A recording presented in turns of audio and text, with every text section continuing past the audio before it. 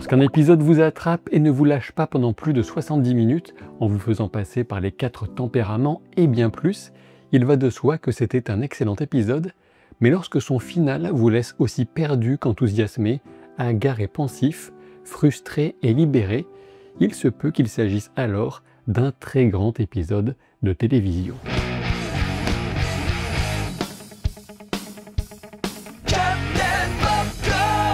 Severance saison 2, c'est terminé, la saison 3 est validée d'ores et déjà, et si sa date de diffusion reste inconnue, Ben Stiller a confirmé que des mesures étaient prises pour faire en sorte que l'attente soit moins longue que les 3 ans qui s'étaient écoulés entre les saisons 1 et 2. De mon point de vue, le mieux qu'on puisse espérer pour cette saison 3, c'est fin 2026, même si je parierais plutôt pour début 2027, ce qui fait sacrément longtemps à courir dans des couloirs blancs, je vous l'accorde. Avons-nous des réponses? Oui. Reste-t-il des questions? Oui.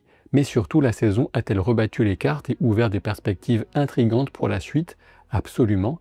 Et c'est bien là l'essentiel. Pour soutenir mon travail, devenez membre de la chaîne et profitez de divers avantages en cliquant sur le bouton rejoindre qui est sous chaque vidéo à côté du bouton abonnement. Ce final de saison nous pousse à l'introspection. Qui est, pour chacun d'entre nous, le personnage principal de l'histoire? S'agit-il de Mark Scout, l'externe, ou de Mark S, l'inter? Avons-nous vraiment pris le temps de considérer Mark S comme une personne à part entière et nous attendions-nous, comme Mark Scout, que son inter se plie à ses besoins et à ses demandes? L'important, c'est d'admettre qu'il n'y a pas intrinsèquement de bonne ou de mauvaise réponse quant au choix du personnage qu'on considère comme le héros. La série joue magnifiquement de son concept central pour introduire un conflit intérieur complexe et passionnant. Dans l'épisode 7, Gemma, qui a reçu ses cartes plastifiées, indique que celle de Chikai Bardo est celle d'un homme en conflit avec lui-même.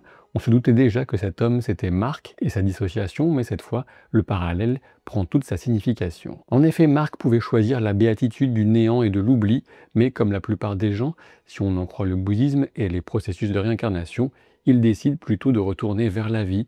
Il veut vivre un peu plus, même si c'est quelques minutes, et surtout avec la personne qu'il aime. Il faut dire qu'Ellie et lui se sont retrouvés, comme promis, en équateur, du moins à l'équateur, une ligne de séparation virtuelle entre les deux hémisphères, comme les deux hémisphères du cerveau que le complexe de Lumon forme quand on le regarde en vue aérienne. Il se retrouve ainsi à la limite entre les deux mondes. Gemma est passée de l'autre côté. Elle ignore que Mark est dissocié puisque son dernier souvenir de lui était leur retrouvaille quelques instants plus tôt à l'étage de test et elle le voit renoncer à elle au travers d'une petite fenêtre. La situation est incroyablement cruelle pour Gemma qui a passé 2 ans dans une sorte d'enfer. Toutefois, si Orphée, venu la tirer de cet enfer, se retourne bel et bien, il le fait pour voir une autre femme, car cette Orphée est double et on ne peut pas en vouloir à Marquez de grappiller quelques moments de vie en plus avec celle qu'il aime, car c'est exactement ce que Mark Scout, l'externe, aurait fait lui aussi. Ainsi, Ellie et Marquez se retrouvent à l'équateur et sur le logo de Lumon inscrit sur un globe stylisé, Lumon est centré sur l'équateur et pour le moment, Ellie et Marquez ne peuvent exister qu'à l'intérieur de Lumon. Comme souligné par un certain News sur Twitter, la série renoue avec l'épisode 7 et le 16 mm en filmant la dernière échappée de Mark et Ellie dans ce format pour mettre un pied d'égalité entre ces deux grandes histoires d'amour et nous laisser, spectateurs, recoller nos petits cœurs en miettes comme l'était la photo de Gemma. Et à ce moment précis, toute la construction narrative veut bien sûr qu'il s'agisse d'Ellie et non pas d'Elena. Ellie n'a rien fait d'égoïste, bien au contraire. Dans l'épisode, elle accepte de disparaître, elle pousse Mark S à sauver Gemma, car c'est ce que l'empathie la plus élémentaire demande. Ensuite, elle retrouve Mark à la frontière, à l'équateur, et on ne peut pas lui en vouloir de l'appeler, de se tenir là et de le laisser faire son choix. Ellie a peut-être une demi-vie pour reprendre ses mots, mais elle a le droit de la vivre pleinement, même s'ils n'ont aucune idée de la façon dont ils pourront survivre 1 heure de plus, même si, il faut l'admettre, Lumon semble très pauvre en personnel de sécurité. Il fallait que je vous parle de tout ça avant de recommencer au début de cet épisode 10 pour souligner des choix, des détails, avant de revenir enfin sur cette magnifique et tragique conclusion temporaire. Le dialogue entre les deux marques se fait via caméra, forcément. Cela coule de source puisque nous sommes dans une œuvre audiovisuelle, mais il n'est pas toujours facile de deviner les évidences, alors que la série parvient justement à éviter de partir dans des directions venues de nulle part, prouvant ainsi sa construction réfléchie et logique, comme avec Cold Harbor, la salle alliant impact émotionnel et simplicité désarmante. Outre l'interprétation exceptionnelle d'Adam Scott, on peut noter que le contraste entre l'intérieur éclairé par les flammes et l'extérieur par la lune nous donne un inter animé et passionné et un externe qui ressort comme plus froid, plus calculateur.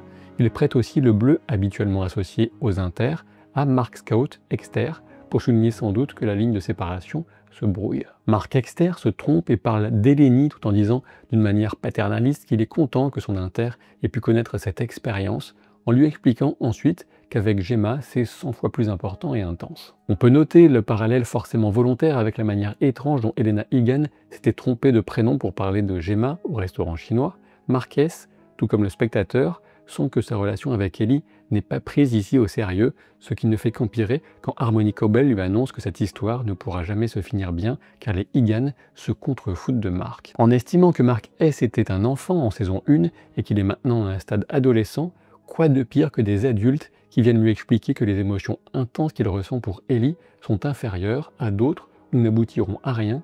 Évidemment, le résultat consiste à le braquer. On remarque que les deux statues positionnées de part et d'autre de la cheminée représentent femme et homme, enceinte et enceint, ou du moins avec un ventre rebondi de Keir qui fait écho à celui de son épouse.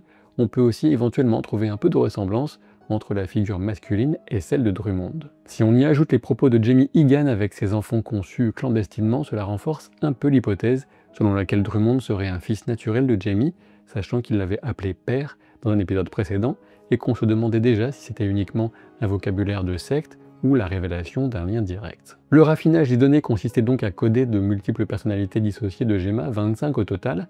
Ce n'est pas très loin de ce qu'on avait imaginé, même si j'aurais apprécié un lien plus direct avec le codage de la puce pour la rendre plus efficace, ce qui est sous-entendu peut-être, mais pas vraiment dit explicitement. On peut déduire des dialogues que Gemma serait morte car la puce aurait été retirée de son cerveau pour être analysée et sans doute dupliquée dans des proportions industrielles à terme, puisque la mission que Lumon se donne consiste à faire disparaître la souffrance, la douleur du monde. Suite à son ultimatum, Marquez se retrouve chez Lumon face à une fresque qui représente tous les personnages qu'il a pu croiser de près ou de loin, ce qui en dit long sur la surveillance de Lumon, puisqu'on y voit même les amis de Rickon. On peut se poser des tas de questions, par exemple pourquoi Elena Egan est au centre des dirigeants à la place de son père, pourquoi Miss Casey est mise autant en avant alors que pour Mark S, elle n'est pas supposée être importante, et j'en passe. On reconnaît bien évidemment la plus haute chute d'eau au monde et la notion de froid et d'hiver qui semble ne jamais quitter cette série. Avant d'en venir à la complétion de Cold Harbor, revenons sur le face-à-face entre Ellie et Jamie Egan. C'est donc une descendance à l'image de Keir qui obsède ce père dont la psychologie déviante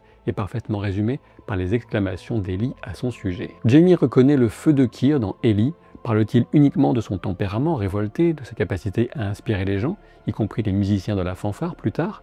Cela semble assez clair, si on ne peut toutefois pas exclure d'y voir une référence ou aller au fait qu'elle serait potentiellement enceinte. Jamie Egan serait-il assez pervers pour faire inverser l'effet de la puce et remplacer l'exter Elena par l'inter Ellie? Voilà une perspective envisageable. Quoi qu'il en soit, l'intérêt de Jamie pour Ellie pourra certainement servir en saison 3 de moyen de négociation pour expliquer la survie de Mark S et de Ellie au sein de Lumon. En effet, si Elena a perdu tout intérêt aux yeux de son père, mais qu'il voit Keir en Ellie, cela offre l'opportunité rêvée d'expliquer pourquoi Ellie continuera d'exister sous l'insistance expresse de Jamie Egan, tout-puissant, qui semble conserver beaucoup d'emprise sur sa fille Elena. L'ambiance verte dans la salle de raffinage des données nous annonce que les côtés les plus farfelus et étranges de Lumon seront au max. La gaufre qui se déplie dans le carton d'encouragement signé par Mitchik compte 25 carrés, comme autant de dossiers, de cellules et de personnalités de Gemma. Le dialogue entre Mark et Ellie est particulièrement émouvant à mon sens. Ellie pousse Mark à tenter le plan qu'on lui a proposé car elle comprend que c'est une opportunité pour lui de continuer à vivre même si cela doit se faire sans elle. Et quand elle souligne qu'elle est Elena, on peut y percevoir la détresse d'être condamnée à être associée à tout jamais à une personne qui incarne tout ce qu'on combat, tout ce qu'on déteste. Elle fait passer Mark avant ses propres sentiments car elle estime qu'il n'a aucun avenir viable avec elle. Petit détour par Dylan, la façon dont Milchick lui donne le dossier de réponse avant de partir en courant m'a bien fait rire. Il faut reconnaître qu'organiser une fête de finalisation de Cold Harbor, ça demande un sacré timing.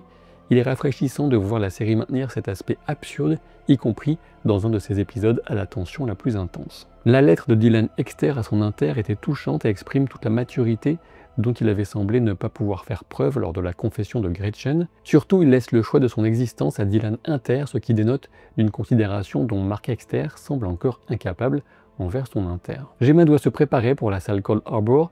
Elle n'ose espérer, mais elle se demande pourquoi on lui demande de porter les vêtements qu'elle avait en arrivant, ceux de cette dernière soirée au cours de laquelle elle a quitté Mark, sans doute sous un faux prétexte, pour rejoindre le programme. Pendant ce temps, Mark et Ellie blaguent sur la notion de bâtiment assez grand pour devenir un continent. on pourrait y voir une façon d'extérioriser le fait que leur monde ne pourrait exister que dans un bâtiment. Seulement on sait que ce n'est pas le cas depuis l'épisode 4 et leur sortie en tant qu'inter, du moins pour Mark, puisqu'Ellie était alors en réalité Elena. La statue animatronique de Keir Egan congratule Mark dès la complétion du dossier. Il faut savoir que Keir Egan est inspiré physiquement d'un acteur bien réel, il s'appelle Mark Geller, et il prête aussi sa voix au personnage, et notamment dans cette séquence. On peut se demander si le choix de modeler les traits de Keir Egan sur un acteur existant implique qu'on le verra un jour en chair et en os, que ce soit via un flashback ou autrement. Quant à savoir quel personnage est supposé parler avec la voix de Keir dans la diégèse de Severance, c'est loin d'être évident. On peut se demander s'il ne s'agirait pas de Drummond, seul candidat sérieux a priori. Keir et Milchick déroulent leur petit numéro de comédie jusqu'à ce que la personne qui parle via l'animatronics dépasse les bornes et attaque à nouveau Milchick sur son vocabulaire trop riche, et ce dernier souligne que le robot est plus grand que le modèle d'origine.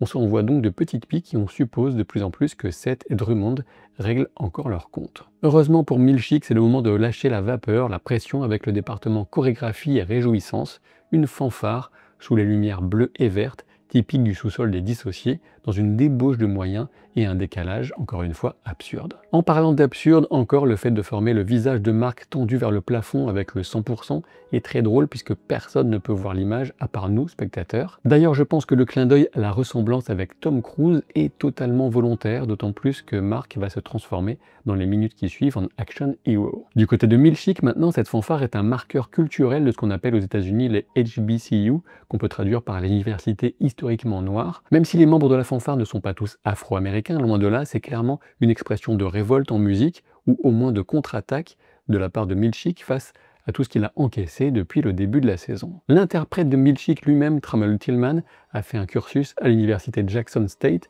dont la fanfare est réputée.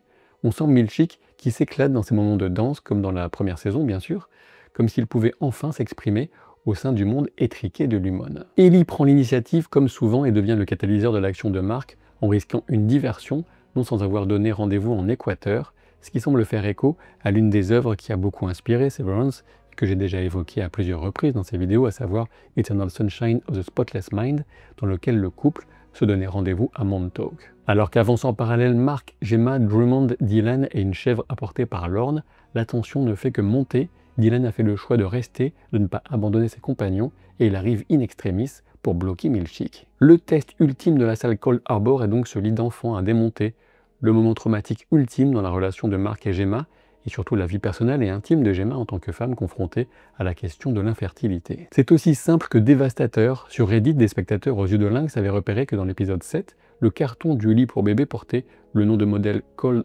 Harbor, ce qui pouvait déjà laisser deviner à l'époque le rôle central qu'il jouerait dans le test final. On peut aussi souligner la mise en parallèle volontaire du lit de bébé à barreaux et de la petite nacelle à grillage dans laquelle est transportée la chèvre sacrificielle Émile. Dans la guerre éternelle de Lumon contre la douleur, il y a apparemment la place pour un autel sacrificiel et il ne fait aucun doute que moult chèvres ont été sacrifiées de la sorte, en supposant que seules des chèvres sont concernées. La scène renforce clairement l'aspect cultiste sectaire de Lumon, mais on peut regretter qu'on manque totalement de contexte dans les origines et les explications de ces traditions d'offrandes votives, et c'est à Lorne, la personne qui a un lien affectif évident et intense avec le petit Émile, qu'il est demandé de le sacrifier, ce qui termine de préparer notre détestation la plus absolue de Drummond. Difficile de ne pas penser, comme tout internet à peu près, à Brienne de Tarth contre le limier lorsque Lorne sauve Mark in extremis dans le combat du couloir. Gwendoline Christie ne voulait plus de combat pour ses rôles après celui de Brienne, mais elle a accepté celui-ci car elle y voyait un véritable moment de transformation psychologique du personnage qui brise son conditionnement et agit face à la cruauté imbécile qu'on lui impose depuis des années. Entre la révélation en décalage du prénom de la chèvre et la mort accidentelle de Drummond, dans une ambiance très Tarantino, il s'agit pour moi de l'enchaînement le plus drôle de l'épisode, voire de la série. La mort de Drummond m'a littéralement fait éclater de rire. Une mort qui donne l'occasion d'une irruption massive de rouge, alors que la couleur n'était utilisée auparavant que par touche pour souligner le côté externe de Mark, comme avec un des deux côtés de son aquarium, ou encore le restaurant chinois. Le discours de rébellion et de prise de conscience d'Ellie pour les musiciens de la fanfare témoignerait sans doute du feu de Keir en elle si Jamie avait pu en juger lui-même, ce qui est pour le moins ironique. Le face-à-face de Mark et l'infirmière est lui aussi très drôle dans son genre, mais la tension est à son paroxysme alors qu'on se demande si Gemma et Mark vont enfin se retrouver. L'ingéniosité d'utiliser le sang de Drummond est à la fois une excellente façon de montrer l'intelligence de Mark, tout en faisant une subtile référence à une victime sacrificielle qui en remplacerait une autre en quelque sorte, et je sais qu'on préfère tous Emile à Drummond. À partir du moment où Mark Exter entre dans la pièce de test avec cette version de Gemma, on va avoir ensuite un enchaînement de 4 cas de figure, comme expliqué par le créateur et scénariste Dan Erickson. On a d'abord Mark Exter et Gemma 25, puis quand ils sortent, Mark Exter et Gemma Prime, qui se retrouvent enfin pour passer dans l'ascenseur à Mark Inter et Miss Casey, et enfin, quand elle passera la porte, on a Mark Inter d'un côté et Gemma Prime de l'autre, même si elle ignore alors que Mark est dissocié, ce qui ne fait que renforcer l'horreur de la situation. L'alerte rouge se déclenche et lorsque Mower arrive en courant à l'ascenseur, il crie qu'il va ou qu'ils vont tous ou toutes les tuer. Je suppose qu'il parle alors des 25 personnalités de Gemma que Mower contrôlait plus ou moins et sur lesquelles il pouvait exprimer son obsession malsaine. Voir Jamie Egan s'égosiller de rage face à son écran de contrôle est jouissif, mais le moment le plus beau reste celui des brèves retrouvailles entre Mark et Gemma, le dernier moment de joie sans contrepartie de l'épisode. Face au véritable test ultime de dissociation qui sera finalement pour nous celui de la porte et pas celui de la salle Cold Harbor, la puce tient bon et les émotions de Mark S sont définitivement différentes de celles de Mark Scout envers Gemma. Encore une fois, la cruauté de la scène pour Gemma est insupportable et l'actrice a expliqué que si, habituellement, elle n'a pas de mal à dissocier ses sentiments de ceux de son personnage, cette fois, il lui a fallu du temps pour quitter cette détresse émotionnelle lorsqu'on a coupé la caméra. Je tiens à souligner à nouveau que, de mon point de vue, il n'est pas question de voir ici Elena à ce moment très précis. Il s'agit bien sûr de Ellie. Personne n'était en mesure d'activer une mesure comme Glasgow Block ou autre, et la scène perdrait tout son impact émotionnel si c'était Elena. Il faut narrativement que ce soit Ellie pour que l'intention d'écriture soit pleinement respectée. On reste dans l'expectative quand Milchick défonce le barrage et se retrouve face à Dylan et à la fanfare. On sait que Trammell Tillman a accompli lui-même ses cascades et a vraiment renversé le lourd distributeur. Pas étonnant quand on voit comment il est bâti. On quitte donc la saison et les personnages dans une fuite éperdue et naïve pour quelques minutes de vie ensemble grappillés contre le reste du monde. Et d'une certaine manière, cette expression d'énergie vitale et d'amour est magnifique. Une grande question reste en suspens, enfin plusieurs bien sûr, avec le devenir d'Irving, celui de Gemma, celui de Devon et Cobell, mais commençons par la réintégration qui reviendra forcément en saison 3, potentiellement pour servir de pont de dialogue, voire de conflit entre les deux Mark. Ce qui a pu décevoir, c'est que la série a sans doute trop bien réussi à nous faire croire que la réintégration serait le filet central de l'histoire de cette saison pour Mark, alors qu'il s'agissait plus ou moins d'une impasse et d'une expression d'autodestruction d'un Mark prêt à tout pour retrouver Gemma. Je pense qu'on peut pointer là le principal défaut d'écriture de la saison, car le spectateur manquait d'éléments pour se méfier suffisamment du processus et deviner qu'il ne s'agissait sans doute pas de la solution promise par Ray Gaby. Néanmoins, comme je le disais, ce sera un élément bien pratique pour la saison 3, une manière narrative d'expliquer que les deux Mark pourraient impacter la vie de l'autre s'ils passent d'une conscience à l'autre sans vraiment le maîtriser, par exemple. Je vous rappelle aussi que la fascination de Jamie Egan pour Ellie pourrait certainement leur servir de sauf-conduit et d'élément de négociation pour que l'humain laisse Mark en vie. Dit autrement, Ellie pourrait être obligée de collaborer avec les Egan pour sauver Mark. Autre point un petit peu décevant peut-être dans une saison dans l'ensemble admirable, le cas de Mademoiselle Wong qui n'aboutit à pas grand-chose pour le moment, si ce n'est quand même à nous faire prendre conscience que nous avons pu la voir comme une antagoniste alors qu'elle est avant tout une enfant endoctrinée et livrée à elle-même dans un environnement sectaire et complètement inadapté. Il va de soi qu'on reverra Irving puisque toute la révélation à son sujet reste en suspens. Du côté de Gemma, il me semble improbable qu'elle reste prisonnière de l'Humone car on voudra éviter la redite par rapport à la saison 2. On pourrait la voir agir de l'extérieur avec Devon et Harmony, ce qui créerait de nouvelles dynamiques passionnantes. Quant à Harmony Cobell justement, quel intérêt a-t-elle vraiment pour Mark? On sent presque une tension maternelle à son égard, mais je préfère éviter de me jeter tête la première dans les théories faciles et souvent douteuses du type tel personnage est la fille ou la mère de tel autre. Harmony reste un mystère quant à ses intentions réelles, même si je pense qu'on était dans le vrai en supposant qu'elle cherchait un moyen de faire disparaître son propre deuil via le test ultime de Cold Harbor. Restent aussi toutes les questions autour du conseil d'administration fantôme, de ce que serait le revolving de Jamie Egan et de la manière dont l'entreprise réagira face à une telle crise. Je tiens vraiment à remercier celles et ceux parmi vous qui sont déjà devenus membres de la chaîne. Une vidéo est disponible via la fiche cliquable en haut à droite de l'écran pour connaître les 3 niveaux grains de maïs, popcorn et popcorn caramel, ainsi que les avantages associés. Avec La Roue du Temps saison 3 qui est en cours de diffusion, d'ailleurs je vous recommande ma vidéo de résumé si vous souhaitez vous plonger ou vous replonger dans cette série de fantasy qui est bien plus prometteuse et excitante qu'on ne pourrait le croire de prime abord, avec aussi la saison 2 de Andor, dans l'univers Star Wars bien sûr, qui arrive prochainement. Je ne vais pas manquer de sujets, et il y en aura bien d'autres pour la chaîne, et donc je vous dis à très vite pour de nouvelles aventures. Salut!